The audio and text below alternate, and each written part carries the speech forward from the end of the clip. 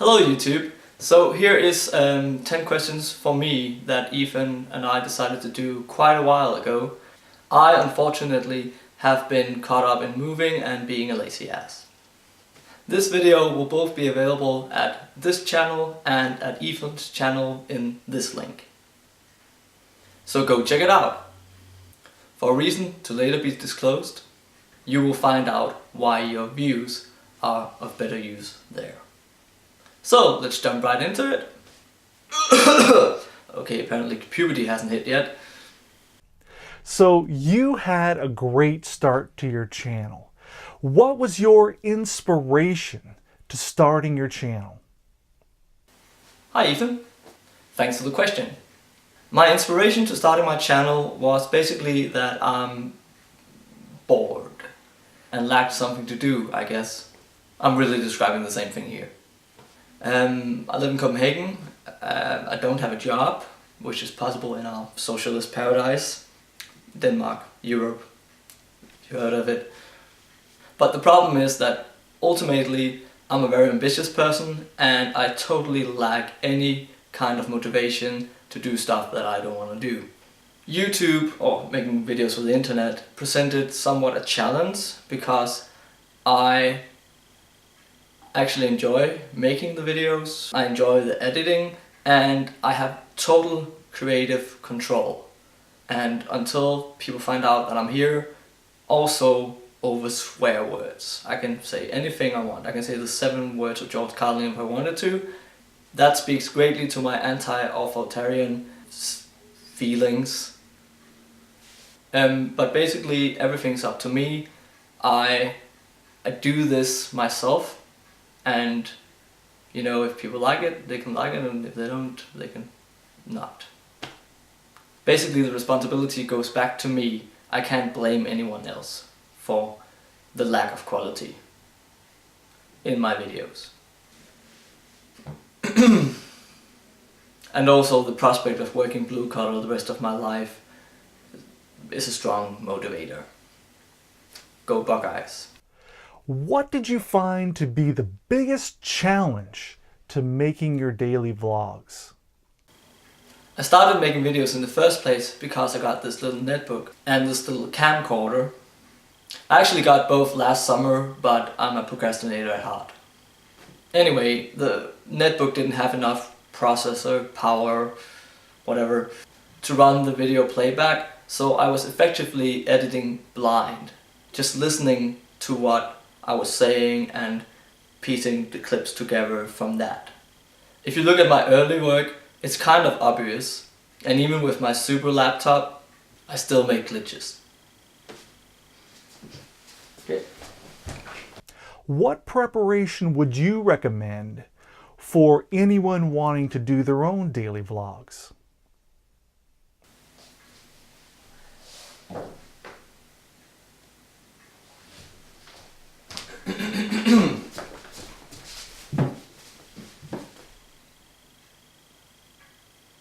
A big processor, time and carelessness. Actually, time or carelessness. I can make a video in 20 minutes if I just shoot, basic edit and put it out there. The problem is when you get into the minutes. Then I personally become nitpicky and I will save and edit and re-upload the video for the next 3 hours. Also, I'm not only a perfectionist, I seriously think that my bloopers deserves a place in history, so I will find a way to sneak it into the video, maybe as some kind of perverted after the ending cutscenes, or I will save them for later use, and my laptop doesn't have that much memory. Sometimes having an eccentric personality is not only a force of good. Sadly, you were not able to finish your challenge. What's next for you? Well, I'm gonna finish it. I have to. If my stubbornness has got anything to say for itself before my last dying breath, it will be that I have to finish my challenges. I might not do it now, I might not do it on this channel, but at some point I will finish the 365-day challenge. Besides, I like to think that I'm in possession of some YouTube secrets. One of them, probably the biggest, is that making shit videos for a couple of years doesn't last back at you. Ultimately, you will not be big enough for people to care, and if you're big enough for people to care, they won't care. Maybe that was better advice for YouTubers, I guess. Will you create a new channel, or will you continue to make videos on Ordinary Sean?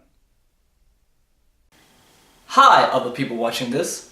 I should tell you, prior to this, me and Ethan had an about 40-minute Skype conversation discussing several YouTube matters, including my concern over the aesthetic output of this channel. And here's the big spoiler.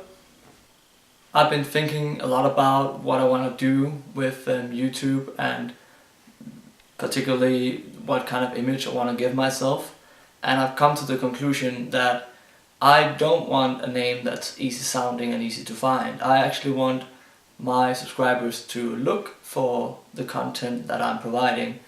So I have decided to make a new channel. Or more precisely, I've decided to make the channel I wanted to make in the first place. For good reasons I can't say much now, and since I only have 3 subscribers on this channel, I'm not even sure I'm gonna post it to here, but I will make sure to make you know about it, and then you can judge for yourself. Just for future reference, I actually really like the outro song with the Ordinary Sean, things slowly creeping up at you, but I did a bit of soul searching, and ultimately I don't want my channel to have that much brand value. What are some of the topics that get you really excited about making videos? Mostly anything that upsets me, but I'm a pretty dual personality. On one hand, I really enjoy life, even to the point where I lack motivation to do anything, but I also like to fix things. Things I think are wrong with other people. And there's plenty of stuff to complain about out there. I guess my commentary derives from a dark place, the same place as my favorite comedians go to, this kind of negative, cynical view of life, and in the most negative sense, wonders of the world. Without giving them away, my rants are a result of a frustration with certain examples of our glorious race. What is the unique perspective that you share with the world on your channel? Well, I would like to think that I'm sharing it right now, but this is really my dilemma.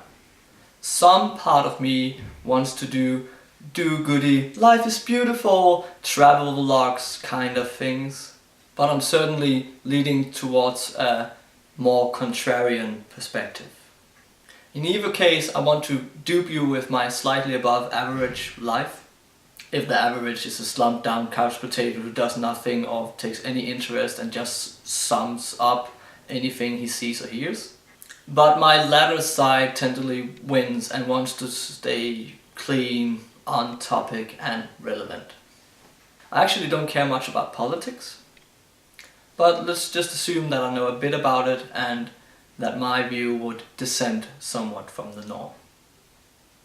Don't get me wrong, I'm not out to champion the alternative, but even though I myself look relatively normal, if you believe in such a concept, my people are definitely the geeks and the freaks of this world. Throw in some pop culture references and some commentary and you basically got what I'm about. How often do you plan to upload videos? This one's been another brainer. If we assume we're talking about before or after the new 365-day challenge, I was thinking somewhere about 2 days a week, or at least once a week until I get into a rhythm. To my knowledge, you don't even want a video every day, so to me it just makes more sense to upload, say, every Thursday, and then every other day I feel like it.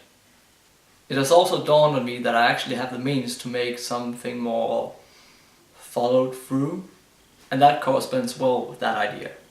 Whatever it will be, I've learned not to give you deadlines, because I simply don't follow them, and they give me unnecessary stress. Though I do kind of like the idea of not having a fixed day, because that will mean you will have to subscribe.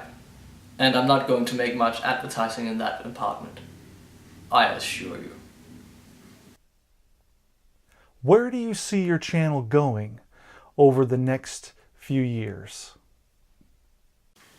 Well, I think I accidentally answered that before, but I'll answer that, or that then, either one, I guess, I'm not sure.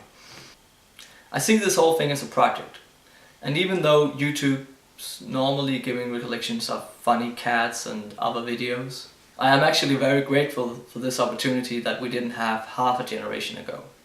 I expect this to be a collaboration between me and like-minded people, probably reaching more out to talk to others or make comment videos.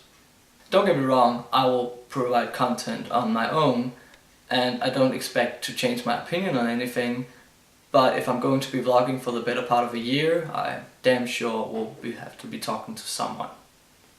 I would find it weird, however, if no one said hi.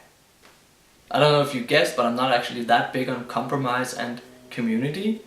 But with regards to YouTube, I hate to say it, but I think YouTube is a we. Do you have any final recommendations for people that are starting their own YouTube channel? Yes, I'll round up with that. I started this all together and will continue to do so in my new channel because I thought I'm interesting. My point is valid. I have something to say. Not in a democratic way, but I have something in me that needs to get out. I find this to be my main motivator for going on YouTube. So to put it plain, you have to believe that your opinion matters, regardless of what I or any other will say to you. I watch YouTube myself, and there's a fair chance that you are one of the people I would wish never voiced their opinions. But that should not deter you. If you want to make a YouTube channel, do it, and ignore anyone who has a problem with that. That being said, here are some tips that I gathered around a year ago when I first wanted to do this. Make a script. Not an elaborate Hollywood scripture or play, just make sure you know somewhat what you want to say, or if you're very good, just don't ramble on when you're saying whatever you want to say. Use jump cuts. Editing. Edit out the ums and the ums and your thought breaks and your outburst of the world around you. Just make sure that your videos are short and compiled. Yeah, keep it short. 3 minutes or less.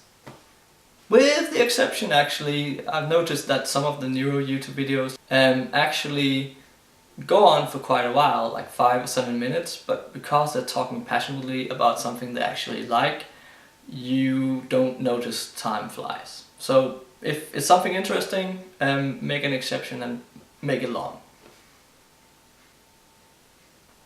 Go. Keep eye contact. Eye contact. You should be addressing the person behind the screen, not the little screen next to the camera, which is why you don't flip it so you can see yourself. Care about what you say. Don't address a subject that you don't think is fun or something you really don't hate. There has to be some measurement of passion in what you're doing, and keep on that subject. Keep on the subject. If you're good at singing or commenting on comics, if you have something that you're passionate about, you will eventually lose your fan base if you start doing something else. You might get a new one, but you keep your subject and keep your fan base. Have an accent. For some reason, British YouTubers get more views. Be a girl. Feed the trolls. Haters gonna hate. I'm not saying to be negative, but If you stumble upon trolls in your comments, it's a good thing. They will have to watch your video to comment on your video, and other people following that discussion will have to watch your video. So if you're after views, feed the trolls. They give you more views. Maybe quirky ask them why they hate the stuff that you do. But if you're monetizing on this, there's no way to fuck it up if people pay attention to your shit. Be part of the community. But let the big fish come to you. Big YouTubers never reply. Is there anything that you would like to end with and share with people, Sean? Yes! Why, thank you, Ethan. There actually is. I would just like to say that I'm actually a kind of private person, and from the start this has been with mixed feelings. I generally don't like the idea of people knowing what I'm doing. I don't have Facebook, I don't want to have a mobile phone. And I guess the only reason I can tolerate the idea of my face being on the internet is that I decide what goes up there. Another thing is that this is the place for me. Whatever form my outlet might take. I told you earlier that I don't do this to get famous, and I stand by that. I'm doing this for my future. There is a belief amongst thespians, that's actors, that if you're trying to achieve something, you will rarely get it. But make yourself available to the world, and unseen possibilities will provide themselves. Within the creative sphere, and this is a creative sphere, there is only one constant: uncertainty, or chaos if you like. Said otherwise, if I want to work with something within the creative business, I have to put myself out there, and this is the perfect place to do it. Sure, it's a bit sketchy, but I never cared much for facade anyway. And I noticed something entirely by myself. YouTube is for fuck-ups. Even the ones who made it on here are people who can't commit to one creative lane. Didn't fit into the typical boxes of auditioning as an actor or editing, commentary, comedian, stand-up, whatever. But pulling all the resources together, they were able to make some kind of content within the sanctity of their own home. In that sense, they are also my people. On an ending note, no, I'm not in it for the money either, even though I would love to have people funding my future travels and endeavors within this field. Maybe. As you probably haven't noticed, there are no commercials on my videos, and I intend to keep it that way for as long as possible. So are you saying that you would continue to make videos even if you don't make money from them? Essentially, yes. If there was a movement for YouTubers to turn off the monetization, I would join it in a second. However, I do understand people making a living on it, and won't deny the possibility for myself, even though it seems a bit presumptuous just yet. All I'm saying is that I would warn my subscribers in good time, so they as little rats could flee the ship if I were to become Mammon's bitch. To be truthful, I would be grateful if this ended up in an internship in some obscure creative firm in Switzerland or something. And maybe my reason for not having commercials on my videos is more selfish. I really don't like commercials. Actually, my next project is a commentary on such an entity that I loathe with a vengeance. We totally look forward to that. So, anything else? Yeah, actually, when I first started this whole thing, I found out that I don't get the rush that I thought I would have from getting in front of the camera. That's pretty aggravating, actually. But I really love the editing. Who knows? Maybe I already changed. All right, well, thanks for the interview, Ordinary Sean, and I wish you best of luck with your channel, and I hope you have just an absolutely fabulous day. Thank you, Ethan.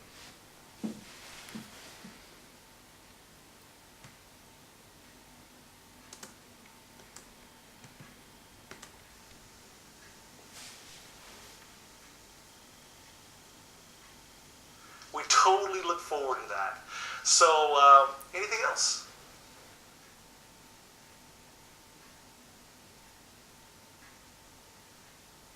All right, well, thanks for the interview, Ordinary Sean, and I wish you best of luck with your channel, and I hope you have just an absolutely fabulous day. Thank you, Ethan. You too.